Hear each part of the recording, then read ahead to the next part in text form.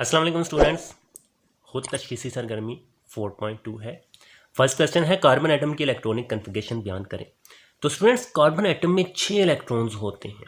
जी हाँ, तो इसके जो फर्स्ट शेल होता है ये के, इसमें 2, क्योंकि आपको पता है ना के में तो सिर्फ 2 इलेक्ट्रॉन समा सकते हैं, तो के में हो गए 2।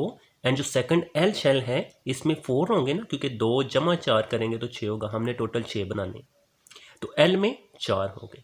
अच्छा, शेल्स और सब शेल्स के लिहाज से तो फर्स्ट में देखें जी 2 हो गए, एंड सेकंड में ये सेकंड है तो टोटल इसमें 2 जमा 2 4 हो गई। ये तो शेल्स का आ गया ना 1 और 2 में। अब सब शेल्स के लिए आपने याद रखना है कि पहले में सिर्फ एस सब शेल होता है, दूसरे में एस भी होता है और दूसरे में पी भी होता है। एस में मैक्सिमम 2 इलेक्ट्रॉन समा सकते हैं, तो पहले के एस में 2 होंगे। ठीक है जी, पहला कंप्लीट हो गया, 2 हमने पूरे करने। एंड दूसरे के एस में 2, क्योंकि एस में 3 या 4 तो हो नहीं सकते, एस में मैक्सिमम 2 इलेक्ट्रॉन समा सकते हैं, तो दूसरे के एस में 2 हो गए। अभी भी ये 2 और 2 4 हैं, तो हमें 2 और चाहिए, तो वो दूसरे के पी में 2 होंगे। पी में वैसे 6 इलेक्ट्रॉन्स मैक्सिमम हो सकते हैं, लेकिन यहाँ पर गुंजाइश नहीं है क्योंकि हमने 6 पूरे करने। तो पहले के एस में 2, दूसरे के एस में 2 और दूसरे के पी में भी 2 होंगे।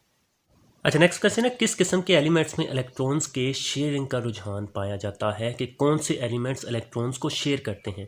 तो स्टूडेंट्स याद रखिएगा, ऐसे 2 एलिमेंट्स जिनकी इलेक्ट्रोनेगेटिविटी का फ़र्क 1.7 से कम हो, 1.7 से जिनकी इलेक्ट्रोनेगेटिविटी का फ़र्क कम हो, वो इलेक्ट्रॉन्स शेयर करते हैं। और हमें पता है कि इलेक्ट्रॉन्स शेयर करके कोवेलेंट बॉन्ड ही बनाए जाते हैं।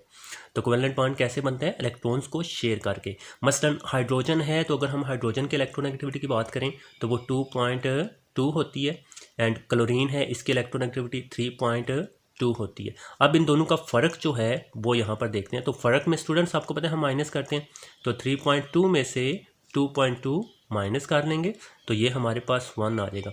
अब 1 जो है ये 1.7 से कम ही है ना। जी हाँ, तो 1 जो है 1.7 से कम है, तो हाइड्रोजन और क्लोरीन के दरमियान जो बॉन्ड बनेगा वो कोवेलेंट बॉन्ड होगा, उसमें इलेक्ट्रॉन्स की शेयरिंग होगी। अच्छा, नेक्स्ट क्वेश्चन है अगर रिपल्सिव फोर्सेस अट्रैक्टिव फोर्सेस पर हावी हों तो क्या कोवेलेंट बॉन्ड बन सकता है। तो स्टूडेंट्स, जो रिपल्सिव फोर्सेस होती हैं वो दफ़ा करने की फोर्सेस होती हैं, एक दूसरे को अपने से दूर हटाने की फोर्सेस होती हैं। तो यहाँ पर वो हमसे कह रहे हैं कि रिपल्सिव फोर्सेस ज़्यादा हैं, एंड जो अट्रैक्टिव फोर्सेस होती हैं वो कशिश की फोर्सेस होती हैं। तो कशिश की फोर्सेस यहाँ पर कम हैं एंड दफ़ा होने की फोर्सेस ज़्यादा हैं, तो इस वजह से कोई बॉन्ड नहीं बनेगा, कोवेलेंट बॉन्ड नहीं बनेगा, क्योंकि एटम्स एक दूसरे के इतने करीब नहीं आ सकते कि इलेक्ट्रॉन्स शेयर कर सके। तो जैसे वो करीब आने की कोशिश करेंगे तो उनमें रिपल्सिव फोर्सेस की वजह से एक दूसरे को दूर हटा देंगे। ठीक है, तो वो एक दूसरे के करीब नहीं आ पाएंगे, जिससे बॉन्ड नहीं बनेगा, क्योंकि इलेक्ट्रॉन्स की शेयरिंग ही नहीं होगी। अच्छा, नाइट्रोजन एटम की इलेक्ट्रॉनिक कन्फिगरेशन को मद्देनजर रखते हुए बताइए कि बॉन्ड के तश्कील में कितने इलेक्ट्रॉन्स हिस्सा लेते हैं और किस किस्म का कोवेलेंट बॉन्ड वजूद में आता है। तो सबसे पहले तो आपने नाइट्रोजन एटम की इलेक्ट्रॉनिक कन्फिगरेशन को याद रखना है। उसके लिए आपने याद रखना है नाइट्रोजन का एटॉमिक नंबर 7 होता है। तो फर्स्ट क्वेश्चन में हमने कार्बन का 6 पढ़ा था, नाइट्रोजन का 7 एटॉमिक नंबर है, तो उसमें 7 ही इलेक्ट्रॉन्स होंगे। लेकिन इसके बैरूनी शेल में तो 5 इलेक्ट्रॉन्स होंगे ना, क्योंकि पहले में तो 2 हो गए ना, एंड दूसरे के एस में 2 और दूसरे के पी में फिर 3 होंगे, क्योंकि बैरूनी शेल में 5 है ना, तो टोटल ये 7 हो गए, जिनमें से 3 इलेक्ट्रॉन्स अनपेयर्ड होते हैं। यहाँ पर स्टूडेंट्स देखें, ये जो पहले के एस में 2 इलेक्ट्रॉन्स होते हैं ये पेयर्ड है, ये जोड़ों की शक्ल में है। दूसरे में भी ये स्पिन अप और स्पिन क्लॉकवाइज और एंटी क्लॉकवाइज ये जोड़ा होता है, तो नेक्स्ट क्लासेस में आप जाकर पढ़ेंगे। तो ये भी दूसरे गैस में जो 2 इलेक्ट्रॉन्स हैं ना, वो भी जोड़े की शक्ल में, यानी कि उन्होंने आपस में जोड़ा बनाया हुआ है। मगर जो दूसरे के पी सब शेल में 3 इलेक्ट्रॉन्स हैं वो जोड़ों की शक्ल में नहीं हैं, वो अकेले अकेले हैं, सारे एक ही तरफ स्पिन कर रहे हैं।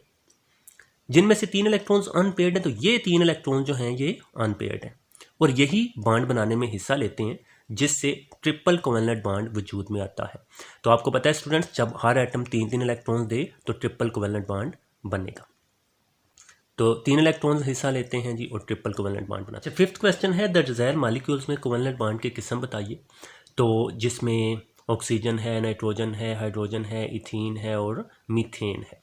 तो सबसे पहले स्टूडेंट्स ऑक्सीजन की बात करते हैं। O2 इसमें डबल कोवेलेंट बॉन्ड पाया जाता है, तो ऑक्सीजन में डबल कोवेलेंट बॉन्ड है। नाइट्रोजन में ट्रिपल कोवेलेंट बॉन्ड है, प्रीवियस क्वेश्चन में हमने यही सीखा। हाइड्रोजन में सिंगल कोवेलेंट बॉन्ड है, ये सिंगल है। अच्छा, जो इथीन है इसमें कार्बन से कार्बन, ये देखें कार्बन से कार्बन तो डबल कोवेलेंट बॉन्ड है, जबकि कार्बन से हाइड्रोजन कार्बन से हाइड्रोजन, ये सिंगल कोवेलेंट बॉन्ड से। एंड मीथेन में सिंगल कोवेलेंट बॉन्ड ही पाया जाता है। CH4 है तो इसमें एक एटम कार्बन का होता है और 4 हाइड्रोजन के होते हैं, तो इसमें सिंगल कोवेलेंट बॉन्ड ही पाया जाता है। अच्छा, लोन पेयर किसे कहते हैं? अमोनिया में नाइट्रोजन पर कितने लोन पेयर्स होते हैं? तो स्टूडेंट्स, अमोनिया का फार्मूला आपने याद रखना है NH3। ठीक हो गया जी। वैलेंस शेल में इलेक्ट्रॉन्स का वो पेयर जो बॉन्ड बनाने में हिस्सा नहीं लेता लोन पेयर कहलाता है। पहले तो ये लोन पेयर की तारीफ आपने याद करनी है। तो वैलेंस शेल में ये इलेक्ट्रॉन्स का वो जोड़ा होता है, वो पेयर होता है जो बॉन्ड बनाने में हिस्सा नहीं लेता। लोन का मतलब क्या होता है? अकेला, यानी कि ये अकेला रह जाता है, ये बॉन्ड नहीं बनाता। अमोनिया का फार्मूला NH3 है। तो N आपको पता है नाइट्रोजन के बैरूनी शेल में 5 इलेक्ट्रॉन्स होते हैं, तो 1 2 3 4 और 5, ये जो डॉट वाले हैं ये नाइट्रोजन के बैरूनी शेल में इलेक्ट्रॉन्स हैं। एंड हाइड्रोजन के बैरूनी शेल में सिर्फ एक इलेक्ट्रॉन होता है, तो ये हाइड्रोजन के क्रॉस वाले इलेक्ट्रॉन्स हैं। तो 3 जो हाइड्रोजन के एटम है, क्योंकि अमोनिया का फार्मूला आपने याद रखा होगा NH3, तो तीनों हाइड्रोजन एक एक इलेक्ट्रॉन को शेयर कर देंगे। नाइट्रोजन भी अपने 3 इलेक्ट्रॉन्स को शेयर कर लेगा। लेकिन ये जो 2 इलेक्ट्रॉन्स हैं ये अभी भी अकेले रहेंगे, ये शेयर नहीं होंगे। तो ये लोन पेयर है, ये एक सिर्फ जोड़ा है। तो अमोनिया में नाइट्रोजन पर सिर्फ एक लोन पेयर होता है, तो ये वाला लोन पेयर है, क्योंकि ये वाले तो बॉन्ड बन गए ना, एंड ये अकेले 2 रह गए, तो ये एक जोड़ा हुआ ना, क्योंकि जोड़े में 2 चीज़ें होती हैं। अच्छा, नेक्स्ट क्वेश्चन है BF3 बोरोन ट्राइफ्लोराइड में इलेक्ट्रॉन्स की कमी की क्या वजह है? तो स्टूडेंट्स, अब इसका फार्मूला तो आपको उन्होंने दे दिया है। एंड यहाँ पर आपने ये वाला स्ट्रक्चर जो है इसको बनाने की कोशिश करनी है। तो स्टूडेंट्स, बोरोन जो एटम है उसका एटॉमिक नंबर 5 है, यानी कि बोरोन में कितने इलेक्ट्रॉन्स होते हैं? 5। लेकिन इसके बैरूनी शेल में तो 3 इलेक्ट्रॉन्स होंगे ना, क्योंकि 2 तो K में हो जाएंगे ना बोरोन के, और L में सिर्फ 3 होंगे। 2 जमा 3 करेंगे तो 5 होगा। तो बोरोन के आपने 3 डॉट्स लगाने हैं। इसका मतलब है ये 3 जो इलेक्ट्रॉन्स हैं ये बैरूनी शेल में है। एंड फ्लोरीन के बैरूनी शेल में 7 इलेक्ट्रॉन्स होते हैं। तो बोरोन जो है ये अपना एक इलेक्ट्रॉन फ्लोरीन के एक इलेक्ट्रॉन से शेयर कर लेगा। यहाँ पर भी इसने शेयर कर लिया, यहाँ पर भी इसने शेयर कर लिया। तो फ्लोरीन के तीनों एटम के साथ एक एक इलेक्ट्रॉन शेयर करके बॉन्ड बनाता है। चलें जी, तो इसने बॉन्ड बना लिया। बॉन्ड पेयर इलेक्ट्रॉन्स की इस शेयरिंग के बाद भी बोरोन के एटम को अपने वैलेंस शेल में 2 इलेक्ट्रॉन्स की कमी का सामना रहता है। अब स्टूडेंट्स, आप सोच रहे होंगे कि 2 इलेक्ट्रॉन्स कम क्यों है? तो जब इलेक्ट्रॉन्स को शेयर कर दिया जाता है तो ये समझता है कि मेरे ये 2 हैं, ये समझता है कि ये 2 मेरे हैं। ठीक है, शेयर करने का मतलब यही होता है ना। तो अब बोरोन के बैरूनी शेल में कितने हो गए? देखें, ये वाले बोरोन समझेगा कि ये सारे मेरे हैं। बोरोन समझेगा कि ये सारे मेरे हैं। अब 2 2 4 2 6, तो बोरोन समझेगा कि मेरे पास 6 हैं।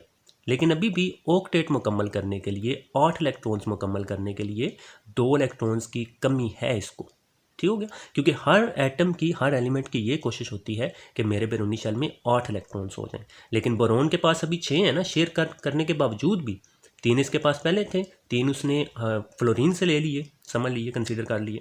तो अभी इसके पास 6 हैं, तो 2 इलेक्ट्रॉन्स की अभी भी कमी है 8 इलेक्ट्रॉन्स पूरा करने के लिए।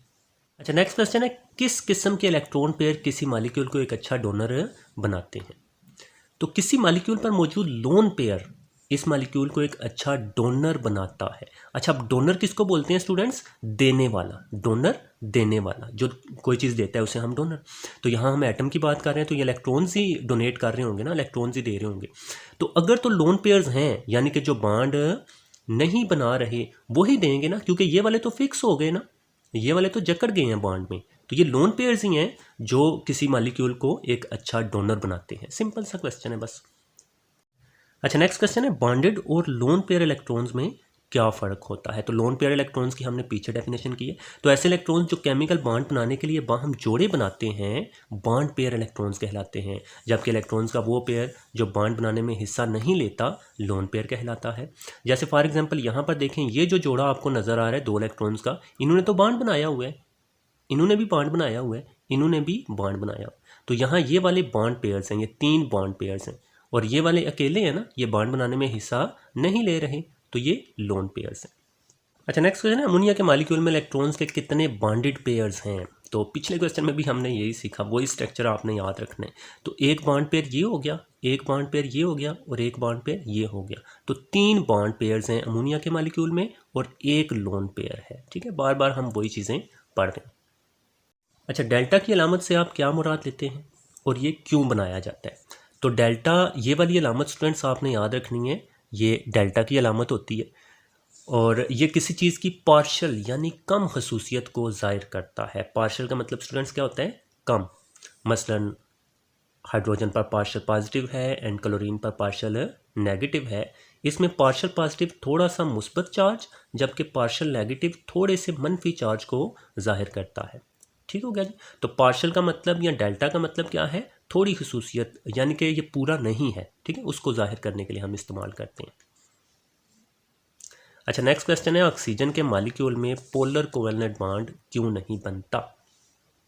तो पोलर कोवेलेंट बॉन्ड बनाने के लिए दोनों एटम्स मुख्तलिफ होने चाहिए, लेकिन ऑक्सीजन के मॉलिक्यूल्स में O2 है ना, तो दोनों एटम्स एक जैसे हैं, दोनों एटम्स O के हैं और इनकी इलेक्ट्रोनेगेटिविटी भी एक जैसी है। जाहिर सी बात है, दोनों एटम्स जब एक जैसे होंगे तो इलेक्ट्रोनेगेटिविटी भी एक जैसी होगी, जिसकी वजह से इलेक्ट्रॉन्स की शेयरिंग मुसावी होती है और पोलर कोवेलेंट बॉन्ड नहीं बनता। तो इलेक्ट्रॉन्स की शेयरिंग मुसावी कैसे होती है, जैसे यहाँ पर देखें, एक ऑक्सीजन का एटम ये है एंड एक ऑक्सीजन का एटम ये है।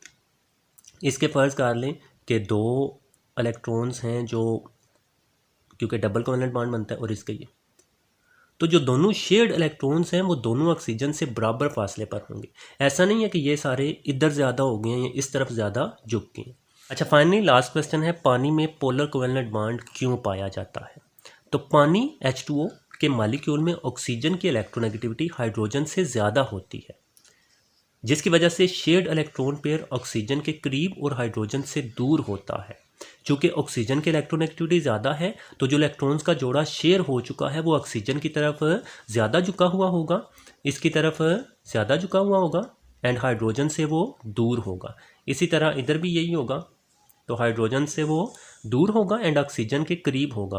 तो ऑक्सीजन पर पार्शियल नेगेटिव चार्ज होगा क्योंकि इलेक्ट्रॉन्स इसके पास है ना, एंड हाइड्रोजन से दूर हैं, तो हाइड्रोजन पर पार्शियल पॉजिटिव चार्ज होगा। अगर इलेक्ट्रॉन्स की शेयरिंग गैर मसावी हो, एक एटम की तरफ इलेक्ट्रॉन्स का जोड़ा ज़्यादा झुक जाए और दूसरे से दूर चला जाए, तो वो बॉन्ड पोलर कोवेलेंट बॉन्ड बनता है।